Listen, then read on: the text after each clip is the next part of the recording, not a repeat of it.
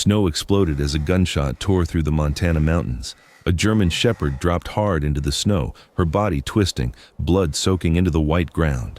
An old man rushed toward her, slipping on ice. "Stay with me. Do not close your eyes." She was breathing, barely.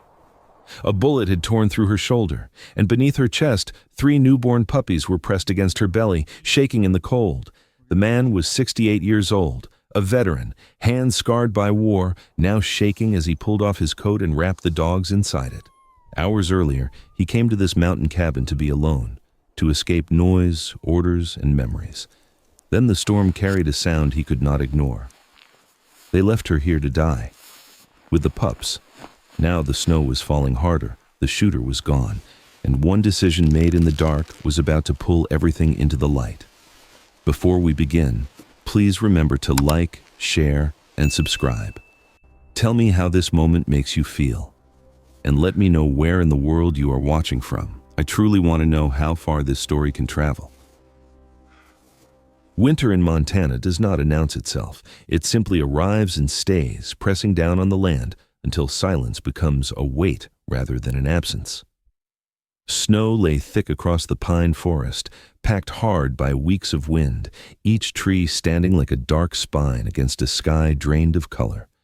The mountain did not glow or threaten, it endured, and everything beneath it learned to do the same. Jonas Hale stood alone outside the cabin, the old wood darkened by age and frost, its single window reflecting nothing but night. 68 years had carved lines into his face, but not into his posture. His back remained straight, shoulders squared by habits that never fully faded. Hands that once held a rifle now gripped a small flashlight, its beam steady, controlled, cutting a narrow path through the darkness without shaking. He had not come here to rest. He had come here to avoid listening. Some kinds of exhaustion do not live in the muscles or the bones. They settle deeper, behind the eyes, where memory lingers long after the body survives. Jonas had learned that fear was loud, obvious, and short-lived. What followed it was quieter. A dull fatigue born from seeing too many moments that should never have happened, yet did, and then passed without consequence. The cabin door closed behind him with a soft, final sound. Inside, the space was bare and cold, smelling of old timber and iron. Jonas moved through it without turning on the light, setting his pack down, checking the latch, feeding wood into the stove with practiced efficiency. Flame caught slowly, then steadied, casting long shadows that climbed the walls and retreated again. Outside, the mountain remained still. For now. The storm arrived earlier than expected. Snow began to fall heavy and wet, thick flakes striking the roof in uneven bursts, the wind pushing sideways as if searching for a way inside. The cabin creaked under the pressure, each sound amplified by the quiet that surrounded it. Jonas sat near the stove, boots still on, coat folded beside him, listening not to the noise but through it. Years of training had taught him the difference. The wind had a rhythm, the wood had a pattern. What came next did not. The wood had a pattern. What came next did not. At first it was so faint he thought his mind had created it, a trick born of isolation and fatigue. A thin sound, uneven, breaking where it should have flowed. Jonas did not move. He held his breath, counting the seconds between gusts, letting the storm speak until only one voice remained. There it was again. Not wind, not timber, something struggling to be heard. Jonas rose slowly, joints stiff but responsive, his movements deliberate. He'd learned long ago that reacting too fast could be as dangerous as not reacting at all. He stood by the door, listening, allowing the sound to repeat itself without interference. When it came again, weaker this time, urgency threaded through it like a fracture. A cry. Jonas closed his eyes for a brief moment, not in prayer, but in restraint. He had learned how easily a man could be pulled back into things he had already paid for with years of his life. Not every sound was a call. Not every call was his to answer. The mountains had taught him that too. The cry came again, shorter, closer to ending. Jonas reached for his coat. The M1965 jacket was heavy, familiar, its olive fabric worn soft at the elbows and cuffs. A small patch of the United States flag rested on the shoulder, faded but intact, the colors dulled by time and weather. He pulled it on without ceremony, clipped the flashlight to his wrist, and opened the door. Cold struck immediately, sharp enough to steal breath. Snow drove sideways, stinging his face, filling the beam of light with swirling white. Jonas stepped out and closed the door behind him, the sound swallowed almost instantly by the storm. His boots sank deep with each step, the ground uneven beneath fresh accumulation. He did not know where he was going, only that turning back felt heavier than moving forward. The slope behind the cabin dropped sharply, a treacherous descent even in daylight. Jonas took it slowly, testing each step, shifting his weight with care. His breathing settled into a controlled rhythm, the same pattern he had used on night patrols decades earlier. The mountain did not feel hostile, it felt indifferent, which was often worse. The sound came again, barely audible now, pulling him toward a cluster of trees half buried under snow. Jonas adjusted the angle of his light, narrowing the beam to cut through the chaos.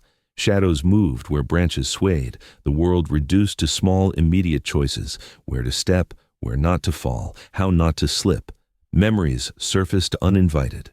Other nights, other terrain, other sounds that had meant life or death.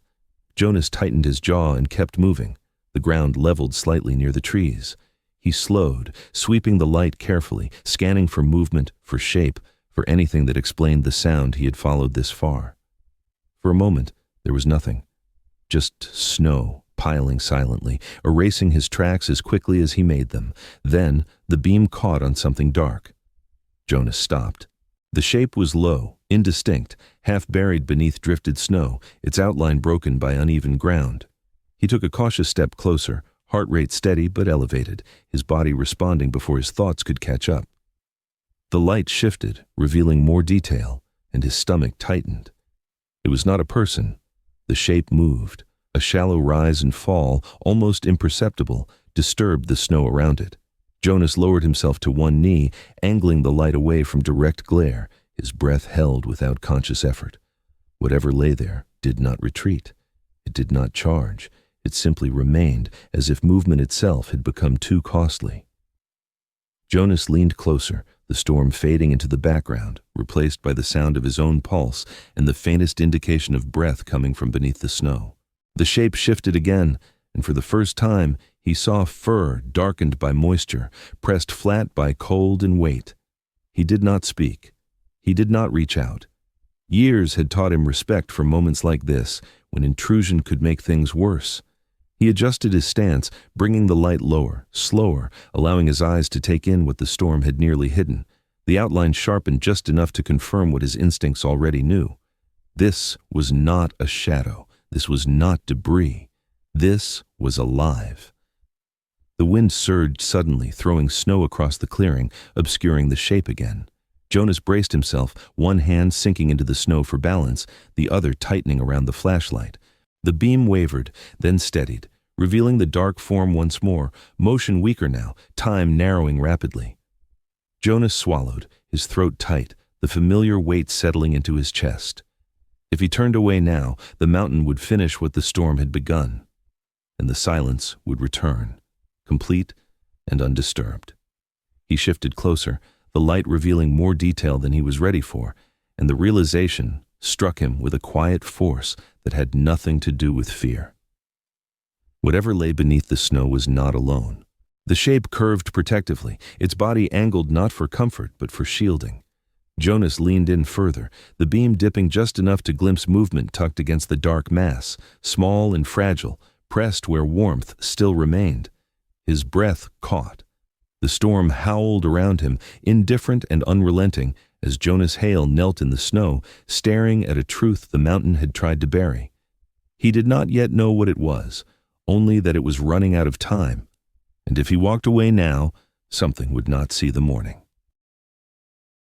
Jonas lowered himself fully into the snow, one knee sinking deep as the wind shoved against his back, the storm roaring so loudly it seemed to erase the rest of the world. The flashlight trembled once in his grip before he forced it steady, angling the beam lower, closer, letting the light skim instead of strike. What lay before him did not retreat from the glare. It did not bare teeth or stiffen in warning. It simply breathed, shallow and uneven, each breath sounding like it had to be earned. The German shepherd lay on her side along the slope, Her body curved at an unnatural angle, spine bent not in comfort, but in defense. Her coat, once thick and dark, was stiff with ice and blood, the fur around her shoulder clotted and frozen, red staining the snow beneath her. There was no confusion in the wound, no tear from rock or fall. The entry was clean, precise, a bullet. Jonas recognized it instantly, the way men who had seen too many injuries always did. She did not bark, she did not growl, she did not move to attack. Only her chest rose and fell in short, fragile bursts, fogging the air just enough to prove she was still alive. Jonas shifted the light again, lower this time, slower, and the storm seemed to fall away from his awareness. His heart stalled in his chest as the beam revealed what the darkness had hidden. Beneath her belly, pressed tight against the last warmth her body could give, were three impossibly small shapes. Newborn puppies, their eyes sealed shut, their bodies trembling uncontrollably, instinct driving them to cling to the only shelter they knew. The shepherd sensed the movement. With a faint sound that barely reached the wind, she tried to shift, muscles tightening in reflex, not to rise, not to flee. She angled herself further, placing her wounded body between Jonas and the pups, even as the effort drained what little strength she had left. Snow slid down her flank as she settled again, breath hitching, guarding them with what remained of her life. Jonas felt the air leave his lungs. He had seen this before, not with animals. With boys barely old enough to shave, pressing themselves into doorways, into fire, into gunfire, just to give someone else a second more to live. The mountain groaned as the wind surged, and Jonas bowed his head slightly, not in surrender, but in recognition. The pattern was the same, different battlefield, same instinct. Duty carried past the point where the body could no longer keep up. He knew what the rules said. He knew what logic demanded. The slope was steep. The snow was deep. The storm was worsening.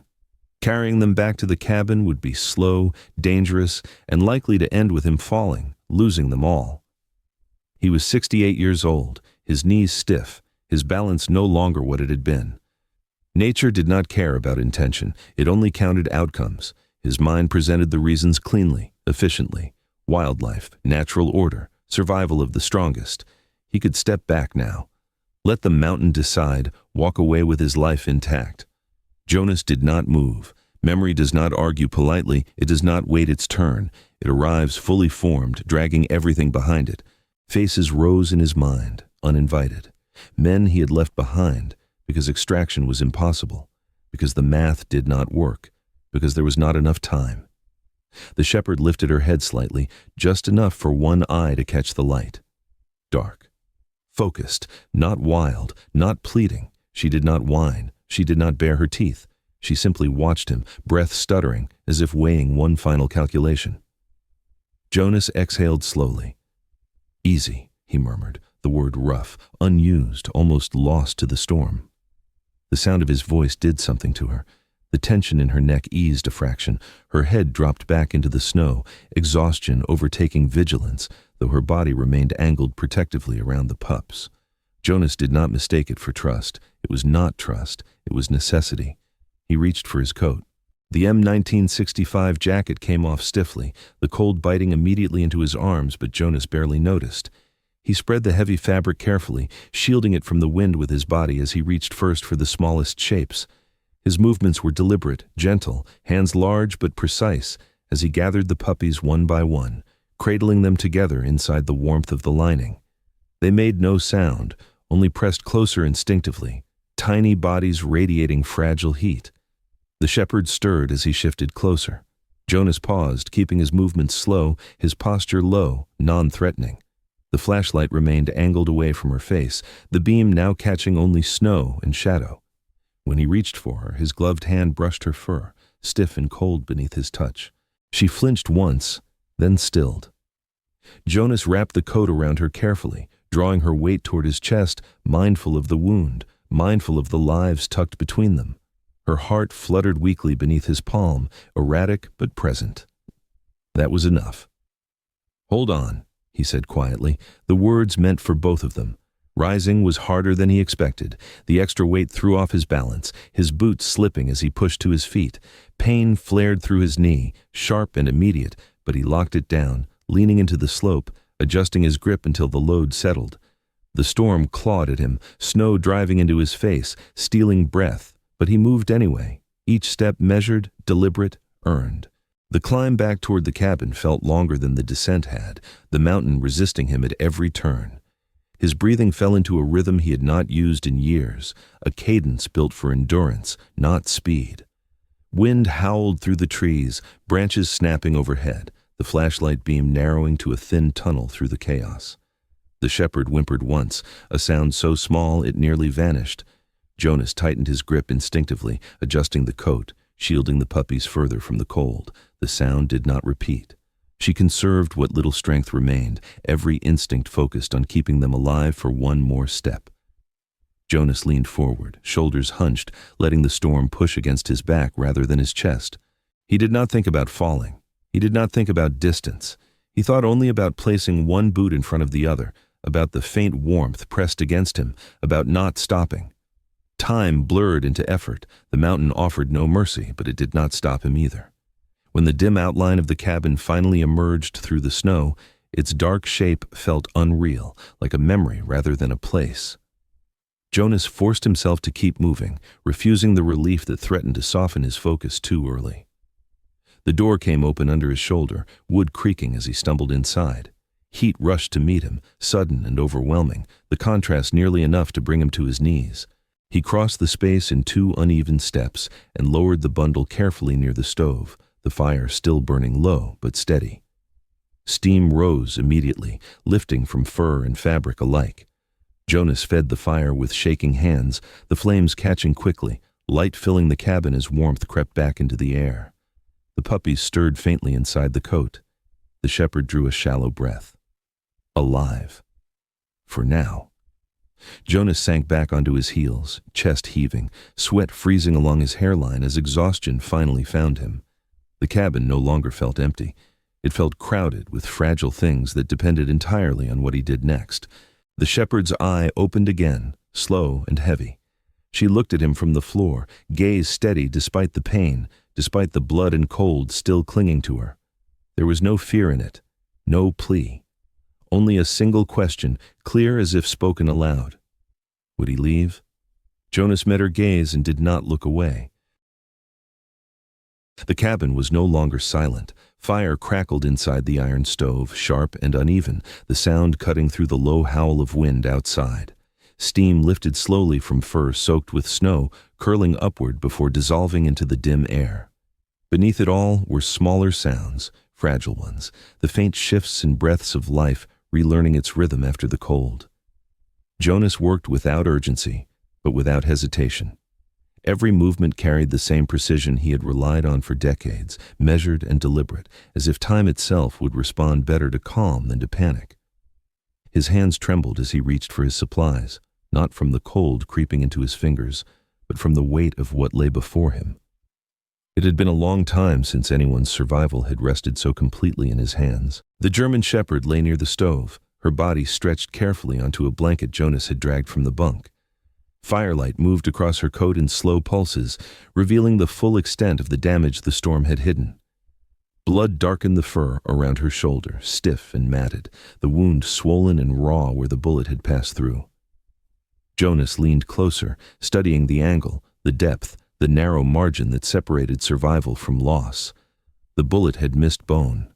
Barely. A fraction of an inch had spared the joint, the difference between a wound that could heal and one that would never allow her to rise again. Jonas released a breath he had not realized he was holding and set to work, the storm outside fading as his focus narrowed to what lay directly in front of him. He cleaned the wound slowly, carefully, watching for signs of shock, for any sudden change in her breathing. She endured, no growl, no snap. Her eyes followed his hands, dark and steady, tracking each movement without panic. Pain tightened her muscles, but she did not thrash or pull away.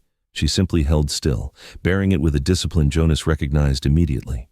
It was the same look he had seen in men who understood that resistance wasted energy they could not afford. He sterilized the needle over the flame, the metal catching light briefly before dulling again. The smell of heat and antiseptic mixed with wood smoke, grounding him in the moment. Jonas knelt closer, his shoulder blocking the draft from the door as he began to stitch. Each pass of the needle was slow, precise, his breath matching the rhythm of his hands. The shepherd flinched once, a sharp intake of air, then steadied. Her gaze never left him. "It's almost done," Jonas murmured. The words meant more for himself than for her. Minutes stretched into something quieter, something intimate.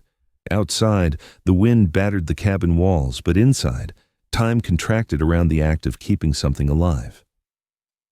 When the final stitch was tied, Jonas leaned back slightly, tension releasing from his shoulders in a way that surprised him. He had carried this weight before, but not like this. Behind him, the smallest sounds shifted again. The puppies stirred beneath the coat, tiny bodies pressing closer together as warmth spread back into the room. One of them let out a soft, instinctive sound, barely more than a breath, searching for what it needed. Jonas turned, watching as they moved, blind and fragile, guided only by sensation. Their fur was pale, still damp, dark markings barely visible beneath the steam. He adjusted the blanket carefully, creating a barrier between them and the cold floor.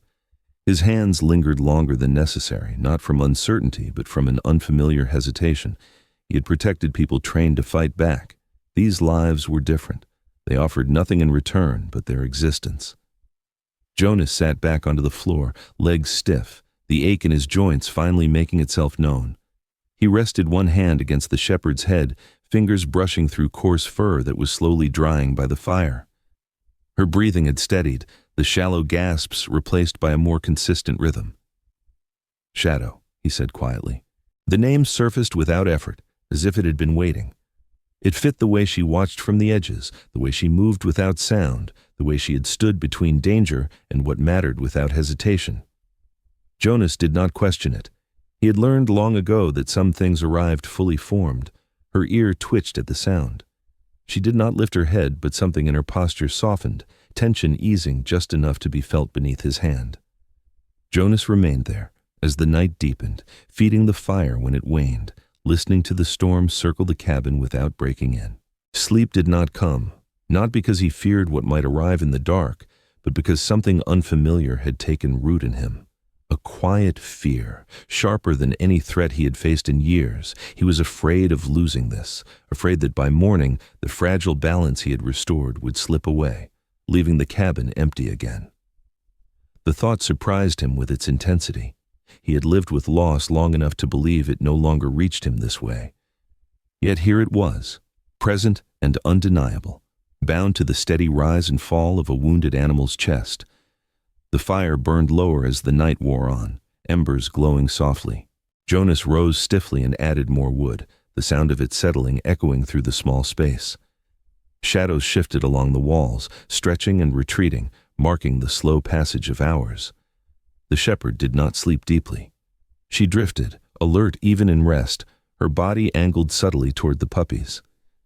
Jonas watched her from the chair near the stove, the weight of fatigue settling into his bones without pulling him under. He had spent years learning how to stay awake when it mattered. This felt no different. Only the stakes had changed. Outside, the storm began to loosen its grip. By the time light crept faintly through the frosted window, the wind had fallen silent, leaving behind a world remade by snow. The cabin glowed dimly in the gray dawn, warmth lingering stubbornly inside. Jonas rose carefully, joints protesting, and pulled on his boots, careful not to wake the small cluster near the fire.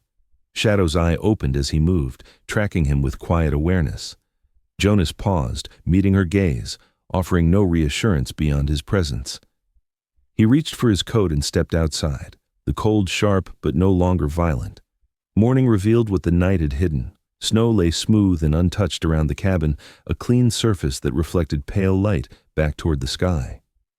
Jonas moved slowly along the tree line, eyes scanning the ground out of habit more than concern.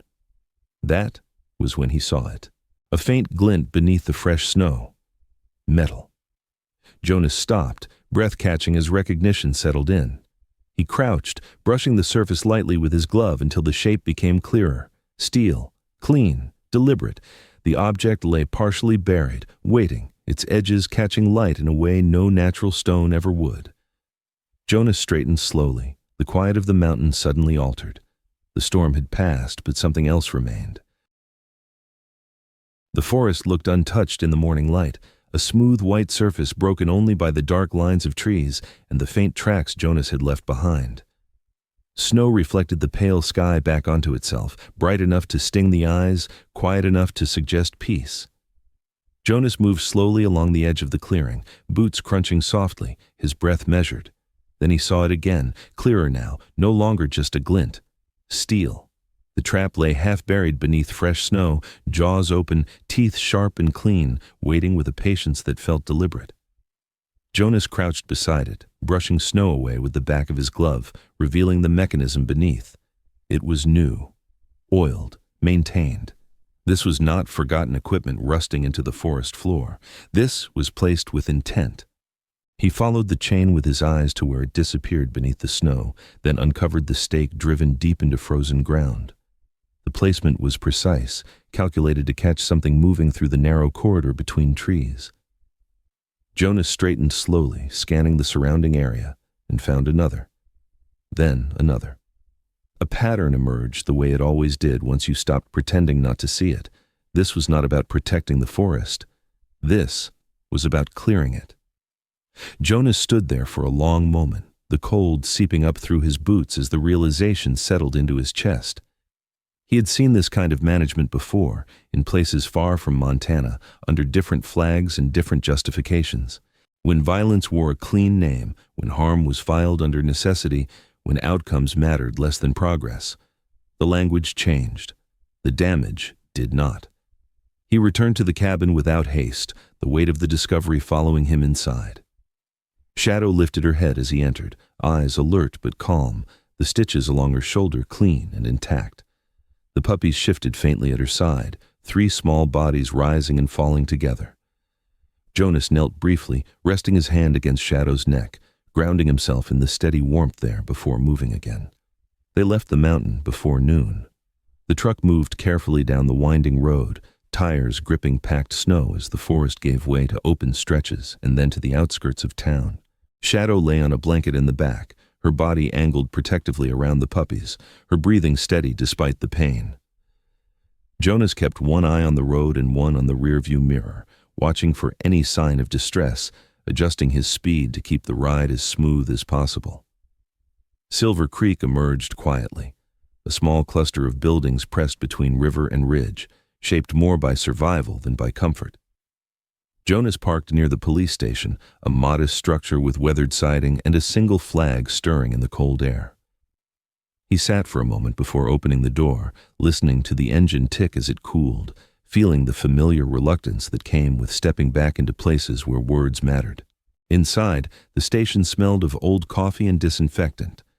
Officer James Miller looked up from his desk as Jonas entered, his posture straightening without tension, his expression neutral but attentive. He was in his early 40s, tall, broad-shouldered, his uniform worn in the way of someone who spent more time standing than sitting. His eyes flicked briefly to Jonas's coat, then to the movement behind him. James did not speak at first.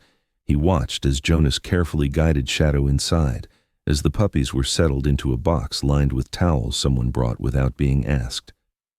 He knelt to examine the stitches, his movements gentle, practiced, his gaze lingering on the wound long enough to understand what it meant. Then he looked at the puppies, their small chests rising and falling in unison.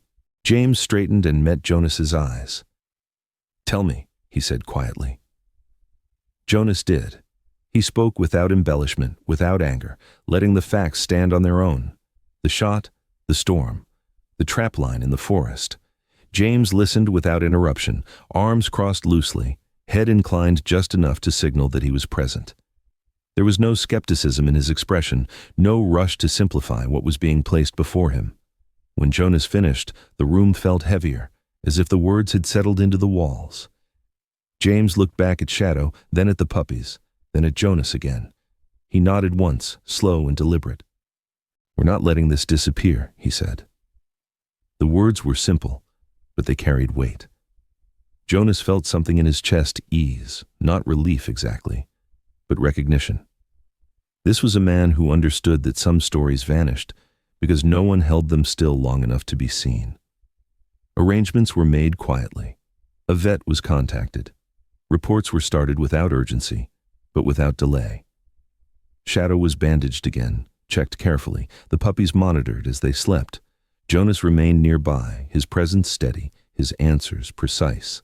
He did not stay long. He had learned when to step back and let others do their work. The mountain road welcomed him again with familiar indifference as he drove back toward the cabin, the forest closing in around him. The day faded quickly, clouds thickening overhead, the light draining from the sky earlier than it should have. By the time he reached the clearing, snow had begun to fall again, light at first, then heavier, the flakes growing larger as the wind returned. Jonas checked the perimeter instinctively, scanning the tree line, listening for anything out of place. The traps he had uncovered that morning were now buried again beneath fresh snow, hidden from view but no less present. He marked their locations mentally, the way he always had, mapping threats in his mind. Inside, the cabin felt quieter without Shadow's breathing near the stove. The fire burned low, shadows stretching longer than before. Jonas fed the flames and sat down heavily, the fatigue he had been holding at bay finally settling into his bones. He rested his elbows on his knees, hands clasped loosely, listening to the snow strike the roof. The forest changed as night fell. It was subtle at first, a shift in tone rather than sound, the kind of change Jonas had learned to recognize long before danger announced itself. The wind picked up, swirling snow through the trees, erasing tracks, closing distance. The mountain felt alert now, not hostile, but attentive, as if something had returned to its awareness. Jonas stood and moved to the window, peering out through the frost-lined glass. The beam of his flashlight cut briefly across the clearing, revealing nothing but falling snow and dark shapes. He turned it off again, conserving light, trusting his ears instead. Then he heard it, not the cry from the night before, not the wind. Footsteps, muted, careful, human.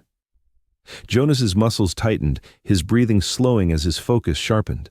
He did not move immediately. He listened, counting the spacing between sounds, the rhythm of movement beyond the trees. Whoever it was knew the terrain, knew how to use weather as cover. Snow fell heavier, thickening the air, swallowing sound, even as it carried it. Jonas stepped back from the window, positioning himself where he could see without being seen. Outside, shapes moved briefly between the trees, then vanished again, the storm obscuring them as effectively as it concealed the traps beneath the snow. The cabin stood alone in the clearing, its single window glowing faintly against the dark. Someone was coming back to the mountain. Flashlight beams cut through the snowfall, thin cones of white slicing between tree trunks as the forest tightened around the cabin. The wind carried the sound of boots shifting carefully over packed snow, human weight moving with intention, not haste. Jonas stood just inside the doorway, breath slow, heart steady, listening past the storm to the spaces between steps. The mountain no longer felt empty, it felt occupied. Snow thickened as the beams moved closer, light swinging erratically now, searching rather than scanning. A low murmur drifted through the wind, words broken apart before they could fully form. Jonas shifted his stance without sound, positioning himself where shadow swallowed his outline. Every instinct pressed forward, old and familiar, urging him toward decisive action. Then, Shadow moved. Despite the stitches pulling at her shoulder, despite the weakness still lingering in her gait, she rose from the floor with a quiet determination that cut through Jonas like a blade. Her ears flattened, body low, muscles gathering strength not meant to be spent. Before Jonas could reach for her, she slipped past him and out into the storm. "Shadow," he hissed, too late. She did not charge the lights. She did not bark or bare her teeth. She ran wide deliberately, drawing a clean arc through the snow that pulled the beams with her, away from the cabin, away from the hidden warmth of the puppies inside. Her movement was precise, purposeful, the kind of motion that came from training layered deep beneath instinct. A shout rose from the trees. "There!" The gunshot cracked through the forest, sharp and violent, echoing off the mountainside before the sound could be swallowed by snow. Shadow collapsed mid-stride, her body twisting as she hit the ground hard, a dark shape against white. The beam of one flashlight wavered, then steadied, fixing on her fallen form. Jonas froze. For a fraction of a second, the world narrowed to the space between heartbeats. He felt the old surge rise up inside him, hot and immediate, demanding release. His hands clenched, nails biting into his palms as his vision sharpened, calculating angles, distances, outcomes. He could end this now. He knew how. Beside him, James Miller stood still, jaw set, breath controlled. His hand tightened reflexively, then stopped short of his weapon. Instead, he reached into his pack and pulled free a compact camera, matte black, scarred from use. He flipped it on with a practiced motion, angling it toward the clearing. A small red light blinked to life. The men did not notice. Snow fell harder now, thick flakes blurring outlines, swallowing detail even as it carried sound. Flashlights swung wildly as confusion spread through their formation, voices overlapping, frustration bleeding into their tone. "Finish it!" one of them barked. Jonas took one step forward, then stopped. James's presence beside him was solid, grounding, a silent reminder of the choice unfolding in front of them. This was not about winning a fight. This was about ending it. Jonas forced his breathing slow, letting the camera do what weapons could not. Shadow lay in the snow, chest moving shallowly, her breath fogging faintly in the cold. Blood darkened the fur along her flank, spreading into the powder beneath her. Her eyes flicked toward the cabin, alert even now, even broken, searching not for safety, but for reassurance that what she had done mattered. Jonas moved then, low and careful, keeping the trees between himself and the lights. He slid to one knee beside her, pressing a gloved hand against the wound, firm and steady. Shadow flinched once, then settled, trusting the pressure, conserving strength. "Stay," he whispered, the word rough with restraint. The men's lights jerked back and forth as the storm intensified, snow reducing visibility to a few short yards. The camera continued to record, its lens capturing silhouettes, weapons held with familiarity rather than care, faces sharp enough to be recognized. One man cursed loudly, his voice carrying clear frustration, the confidence from earlier eroding. "This is wrong," another muttered. The wind surged, gusting hard enough to scatter snow sideways, breaking lines of sight, swallowing shapes. Jonas shifted back toward cover, careful not to block the camera's view. He did not fire. He did not shout. He let the storm do what storms had always done best: confuse, isolate, reveal. Minutes stretched thin as the voices retreated, their formation breaking apart under pressure they could not control. Flashlight beams flickered, then vanished entirely into the trees. Somewhere below the ridge, an engine roared to life, distant and strained, then faded as it carried them away from the mountain. Silence returned slowly, not the empty silence from before, but something heavier, marked by what had just passed through it. Snow continued to fall, erasing tracks almost as quickly as they had been made, covering the clearing in a clean sheet that pretended nothing had happened. Jonas lifted Shadow carefully, cradling her weight against his chest as he staggered back toward the cabin. Each step burned, but he did not stop. Inside, James was already moving, clearing space near the fire, tearing open supplies with efficient urgency. They worked without words, hands passing tools, pressure applied, bandages wrapped tight. Shadow's breathing steadied gradually, shallow but present. The puppies stirred faintly from the back room, sensing movement, sensing disruption. Jonas finished securing the wound and sat back on his heels, exhaustion crashing into him all at once. James reached over and shut the camera off, the red light fading. He held it for a moment, weighing it in his hands, then met Jonas's eyes. There was no triumph there, no satisfaction, only resolve. "That's enough," he said quietly. Jonas nodded once. Outside, the storm raged on, indifferent to the shift that had just occurred beneath it. Snow-buried footprints, masked disturbances, softened the edges of violence until the clearing looked untouched once more. But the truth had already been pulled free, preserved in digital clarity, immune to weather. Shadow lifted her head weakly, eyes searching. Jonas rested his hand against her neck, feeling warmth, feeling life. "You did good," he murmured. She settled back down, the tension easing from her frame, duty fulfilled. The night stretched long, but it no longer felt endless. Somewhere beyond the mountain, processes would begin moving, slow and methodical, powered not by anger, but by evidence. Jonas understood that kind of justice. It did not announce itself.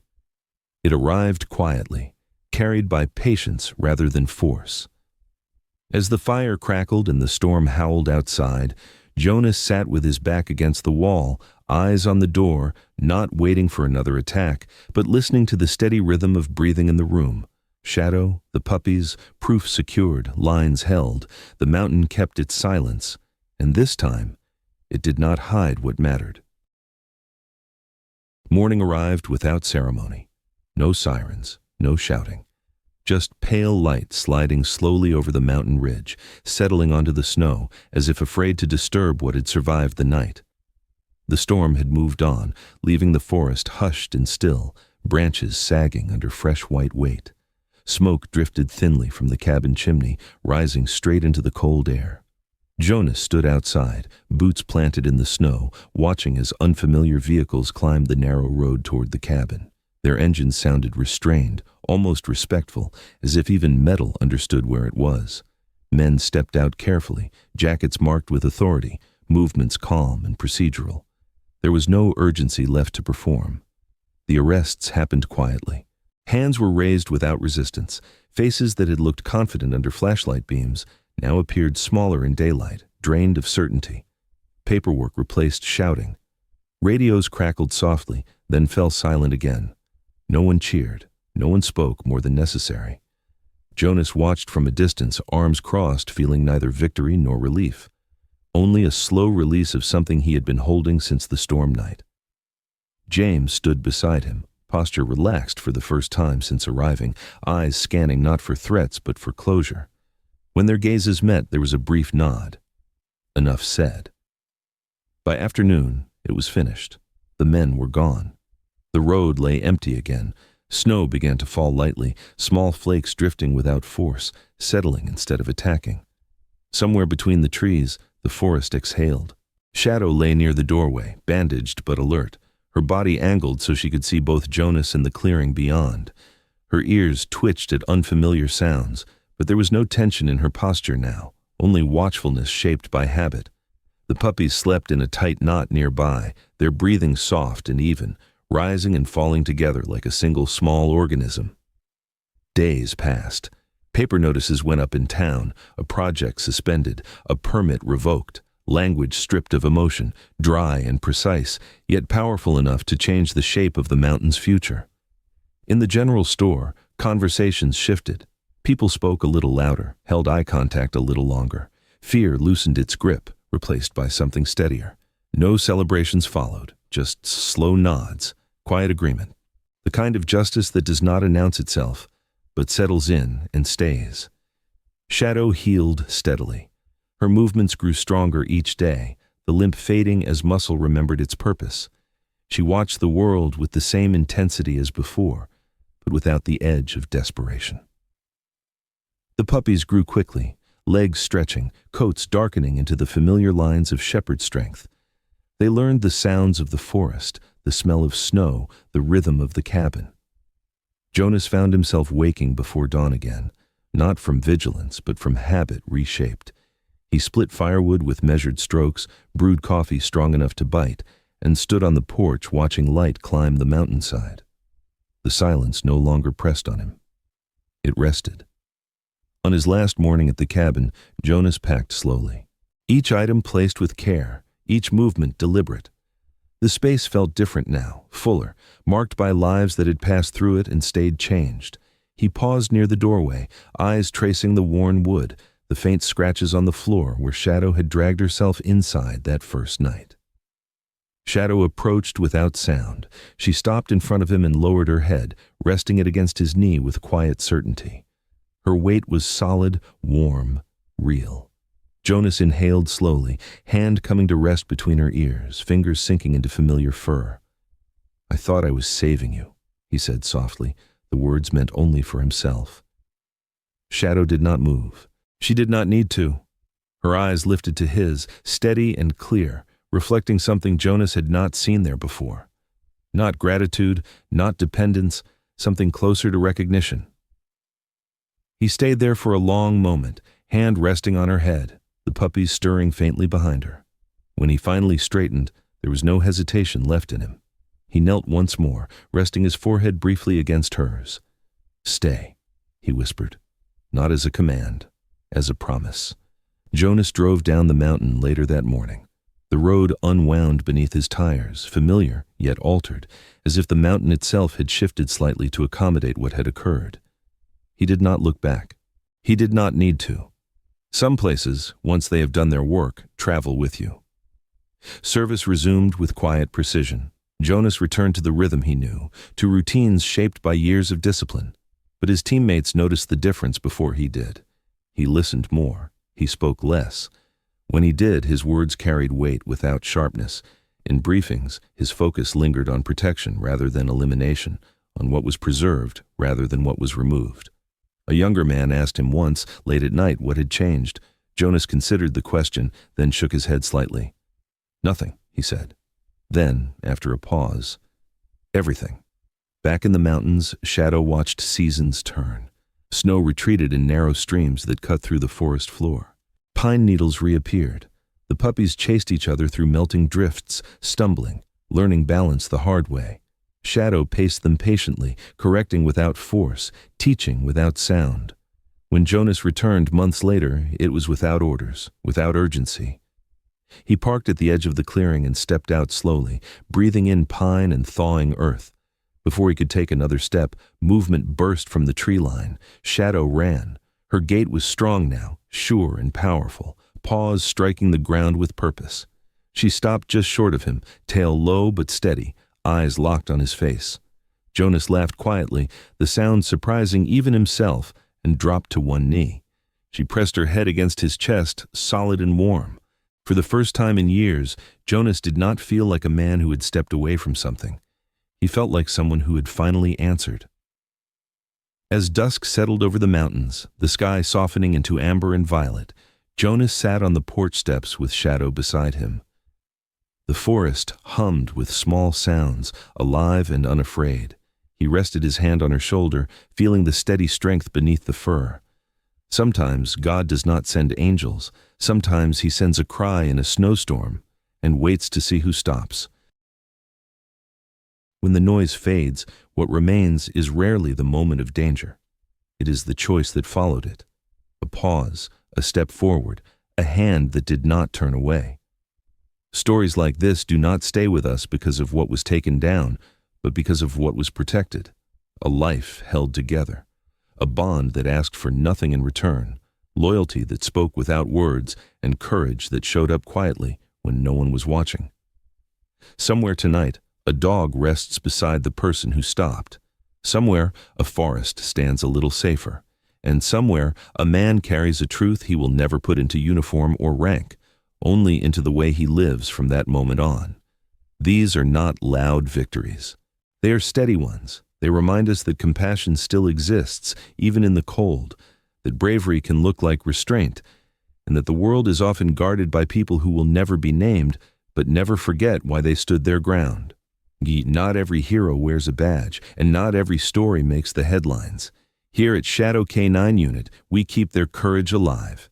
Subscribe today so you'll never miss the next untold story of officers and their K9 partners.